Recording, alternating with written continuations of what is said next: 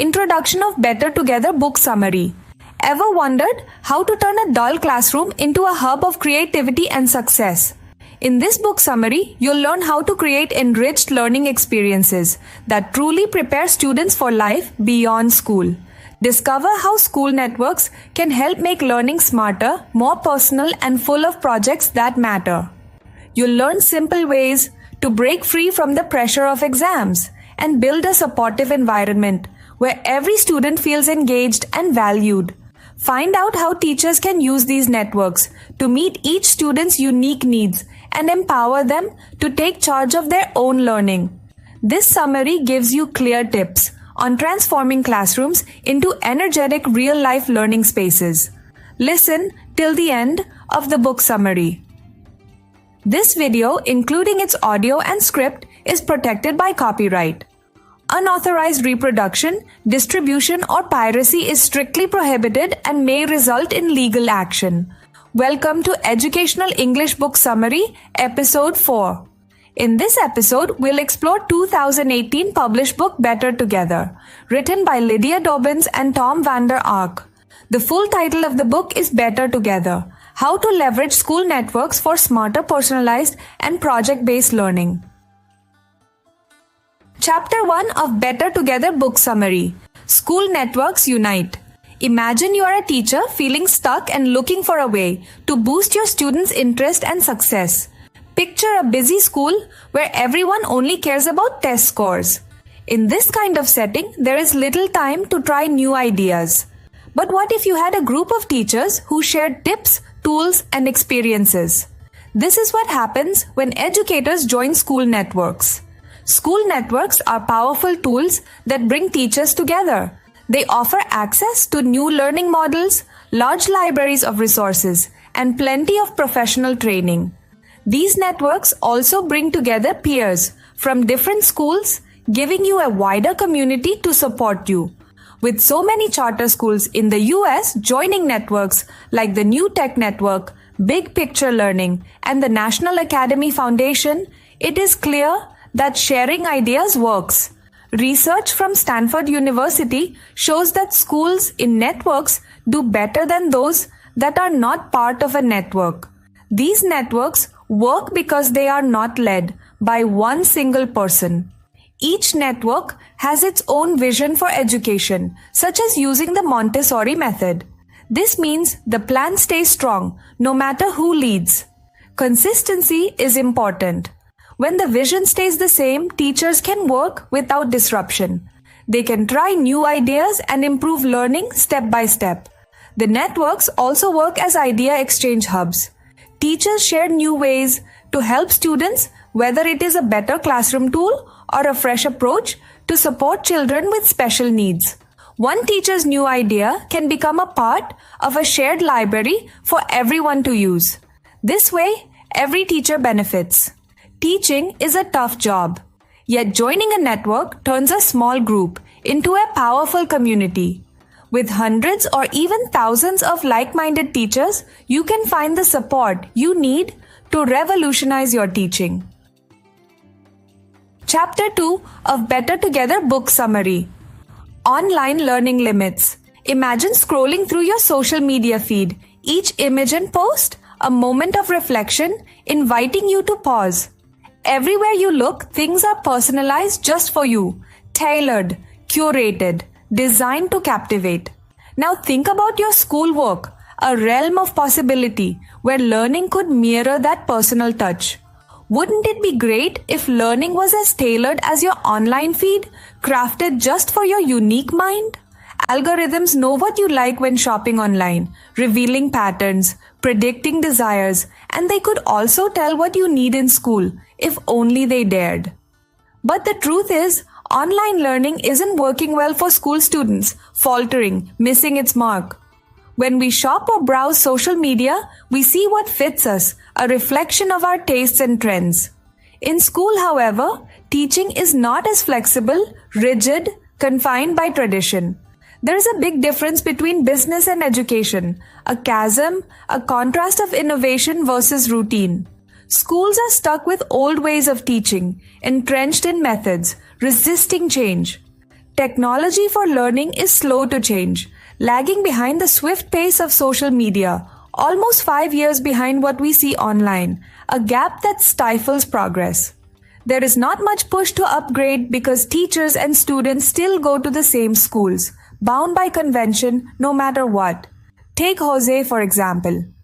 After moving and facing bullying in middle school, Jose joined an online school, seeking refuge in a digital escape. His online math program let him work at his own pace, a gentle rhythm of self-learning, yet he still lagged behind, struggling quietly. By spring, Jose was a year behind in math, and his reading skills got worse, a slow decline of confidence and capability. His online classes did not give him enough support, leaving him adrift without the encouragement he so desperately needed. Learning works best when it happens in a community, a shared space of growth and connection. A strong teacher-student relationship is needed to drive progress, to inspire, to nurture. Children learning online need more help than those in classrooms, a human touch that screens can't replace. In-person teaching makes learning stronger, richer, more vibrant. Online tools can be very useful when they work with teachers, merging data with empathy, precision with care. They collect data every lesson and help track progress without the need for many tests, streamlining learning, making it dynamic. However, these online platforms are expensive to build and run, a steep price for innovation. That is why school networks can help, bridging the gap, offering support. Many networks offer online platforms to their member schools, giving teachers extra tools to support students, igniting potential, one lesson at a time. Chapter 3 of Better Together Book Summary. Transforming Learning. Imagine a school where students take charge of their own learning. At San Jose's Catherine Smith Elementary, that is exactly what happened. Just a few years ago, the school struggled with low test scores and unmotivated students. Teachers stuck to basic tasks and test prep, and this led to a cycle of underachievement. Then everything changed. Aaron Brengard became principal and saw the need for a new approach. He visited Napa New Technology High School and got inspired. He decided to join the New Tech Network, or NTN, a bold step forward. NTN schools use personalized and project-based learning, meaning that every student gets tasks suited to their own pace. Learning is built around each student's growth, and students work on projects that help them build important skills like communication and teamwork. They learn to manage projects and present their ideas clearly, skills that matter in today's world. The change at Catherine Smith Elementary was dramatic. Students became excited about school and started owning their learning. They worked on projects that made sense to them and practiced critical thinking while developing a strong growth mindset. Grades were not just about test scores, as teachers assessed how well students solved problems and took responsibility for their own progress. The network provided everything needed for the change, offering a new curriculum, a resource library, and support for teachers. This model is not only more engaging, but also prepares students for the modern workplace. Today, under the NTN model, 92% of students graduate school and 70% even go on to college. Catherine Smith Elementary now shines as a model of success, a beacon of what can happen when learning is personalized and project-based and student engagement truly improves. Chapter 4 of Better Together Book Summary. Innovative Learning. Have you ever felt trapped in a school that didn't let you try new ideas? Jared did. He struggled in a traditional high school in Boise, Idaho. He felt lost and unmotivated. Then he discovered One Stone, a school with a different approach. Here the focus is on learning experiences, not just test results. At One Stone, teachers use design thinking to solve real-world problems. This method starts with empathy. Students first try to understand a problem from a user's point of view. They then do research and come up with several ideas. Next, they build and test small models. They learn that failure is just a step towards success. It may take 50 tries to get it right, And that is okay. Founders Teresa and Joel Poppin saw design thinking in action at Stanford's D School. They knew this method could change how students learn. At One Stone, Jared quickly transformed. He went from a struggling freshman to an empowered learner and budding coder. He got the chance to work in a makerspace. There he practiced programming and built his own computer networks. This hands-on work built his skills and his confidence. Design thinking is not only for students. Teachers at Design 39 campus in Poway Unified School District use it every day. They meet each morning to talk about teaching strategies. They listen to what students say, gathering insights along the way. This helps them understand challenges from a child's view. Working together, teachers and students create a vibrant learning environment. By focusing on learning experiences over test scores, schools can foster true innovation. Jared's journey shows that when you try new methods, learning becomes exciting and full of opportunity. Chapter 5 of Better Together Book Summary. Real-world learning. Imagine leaving your classroom and stepping into your own neighborhood to learn. Across the Teton Science Schools network, students do just that. They are not sitting at desks all day. Instead, they join field education programs that bring learning to life. In these programs, students work on projects based on real-world examples. For example, some students test the water quality in their own neighborhoods. This type of work shows them that learning happens outside the classroom too. Place-based education helps students connect with their local landscapes. It makes them think about their community, local culture, and social practices. When students work on real issues, they feel more involved. They see themselves as an important part of the community. This approach makes schoolwork relevant to everyday life. Larry Rosenstock, founder of High Tech High in San Diego, uses a similar idea. He encourages his students to mix art with biology. They work on projects that support the local blood bank or highlight local wildlife and plants. This cross-curricular work makes learning more interesting. It shows that subjects are connected just like in the real world. The Summit School model takes this further. Students join quarterly expeditions led by partner organizations or by network staff. These trips give teachers a chance to visit other schools and create new lesson plans. Summer internships are another great way to learn. At Samueli Academy in Orange County, students do a 45-hour internship between their junior and senior years. They work with local business partners and learn through hands-on tasks. When students learn from real-world experiences, school becomes meaningful. Learning stops being just theory and turns into something that can change lives. Chapter 6 of Better Together Book Summary. Team Teaching. Imagine a school where every teacher feels responsible for every student's learning. This idea can change how students learn and succeed. Think back to high school. You likely had a different teacher for every subject. Each subject was taught in isolation, but people learn best when ideas connect and humans naturally learn in groups. A student's experience improves when teachers share responsibility for teaching. In schools that are part of the New Tech Network, you see a different style. Classrooms are twice the size of a standard room. They are built to hold 2 classes at the same time. In these rooms, 2 teachers from different subjects work together. They team up to show how subjects connect in the real world. For example, an English teacher might join forces with a social studies teacher. They blend English and history lessons to create a world studies course. This teamwork has many benefits.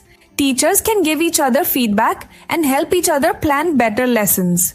They can also offer extra help to students who struggle and challenge those who excel. With 2 teachers present, a class is more balanced. If one teacher needs to work with a student individually, the other can keep an eye on the class. This keeps students on track and safe. Teachers also set a strong example. When they work together, they show students the value of collaboration and teamwork. They also support one another outside the classroom. The teacher-to-teacher network makes it easy for educators from different schools to connect. They swap ideas and tools in groups based on subjects or learning needs. By sharing their experiences, teachers improve both their own skills and the whole learning environment. This generous sharing of knowledge helps students thrive. Chapter 7 of Better Together Book Summary. Clear Vision. Imagine you have a big dream for your school, a dream that could change how students learn and how teachers teach. You want to make real improvements, but there are many paths to choose from. Learning networks offer a way forward, but picking the right one starts with a clear vision. A clear idea of what you want to achieve helps you choose the best network. Many networks give you ready-made learning models, curriculums, and even online learning tools. Managed networks deliver quality outcomes consistently. In the US, over 50 networks serve about 40% of all charter schools. These networks share a common learning model, including assessments and professional growth opportunities for teachers. They even provide online systems that help make classroom learning personal, a huge benefit since building a custom platform is very expensive. However, managed networks may not suit every school. Their strict focus on a set model can limit creativity. Some schools prefer a more flexible network, one that is based on learning principles or design. In these networks, teachers work together based on a shared vision for learners. For example, National Academy Foundation members are small schools that follow a career-themed model, preparing students for careers in fields like information technology, finance, engineering, health sciences, or tourism. These schools use the NAVTRAC certification system to ensure students are ready for both college and work. Taking the time to explore each option is essential. With a clear vision in mind, you can decide which network will best support your school's goals. This careful choice can completely transform learning and teaching at your school. Chapter 8 of Better Together Book Summary. New Beginnings. Imagine a school where every child feels confident and excited to learn. At Catherine Smith Elementary School, change began with a shift in the school's culture. This change was not just about new teaching techniques, but about creating an environment where students could truly shine. Principal Brengard had a clear vision, a dream that each student would gain both social and academic confidence. This goal was especially important for many students from low-income families who did not speak English at home. Kathy Gomez, the superintendent, believed that you cannot change a child's learning experience without a change in the school culture. She explained that the focus must move from simply chasing test scores to achieving real learning outcomes. Teachers then have the freedom to create lessons that meet each child's needs. This shift in focus is not easy. It goes against what most teachers learn. In their training, they need a leader who can build trust and show them that change is possible. A strong leader is not afraid to show vulnerability. When a leader is open and honest about the challenges, they earn the trust of their team. This trust helps everyone believe in the new way of learning. Parents may feel uneasy at first, uncertain and hesitant. They might not understand the new teaching methods and worry about their child's future. The school took time to explain the changes and involve parents in the process. Small groups or subcommittees were set up to work on different parts of the project. Whether it was the new curriculum improving the school's look or even checking the quality of cafeteria food, everyone had a clear goal. These groups worked together and celebrated each milestone. This story shows that a new way of learning is possible when a school's culture is changed from within. It reminds us that working together can truly make a difference. This is just one part of the book summary, Better Together, by Lydia Dobyns and Tom Vander Ark. Conclusion of Better Together book summary. Thanks for watching our summary of this book on rethinking education. In this video, you learned that while schools often feel pressured to focus on test scores, the traditional way of teaching might not fully prepare students for the modern economy. The book shows that to succeed after school, students need to become critical thinkers. take initiative, develop a love of learning, and become natural innovators. It suggests that schools can help create these qualities by using a non-traditional learning model that has been tried and tested over time. We also learned about the power of learning networks that connect educators from around the world, helping them inspire and support the new generation. One practical tip from the book is to start blogging your education ideas. Sharing your thoughts and projects online can bring together a wider community, even if the ideas are not directly related to your subject. For example, if you're a biology teacher and you come up with a cool project about stopping distances that mixes physics, math, and sociology, don't hesitate to share it. It might spark interest and new methods in teaching that benefit many. Thanks for joining us on this journey to improve education. Listen to the other book summary. Disclaimer, please check the description. Any digital copy of this content that is shared through piracy or downloaded without permission or uploaded on any online social media platform will be considered a clear violation of copyright law. Piracy is a serious offense and strict legal action will be taken against it. Additionally, copyright infringement may result in a strike against your YouTube channel or page, and it could even be deleted. Therefore, please do not engage in piracy or support it. This content has been created based on the references from the mentioned book. However, it may contain some unintentional errors or inconsistencies due to human or mechanical mistakes. If you notice any mistakes or inconsistencies, please accept our apologies and inform us through a comment or message. If you enjoy this book summary and wish to gain complete knowledge of the book, then please consider purchasing the book from an online or offline bookstore and reading it. Thank you.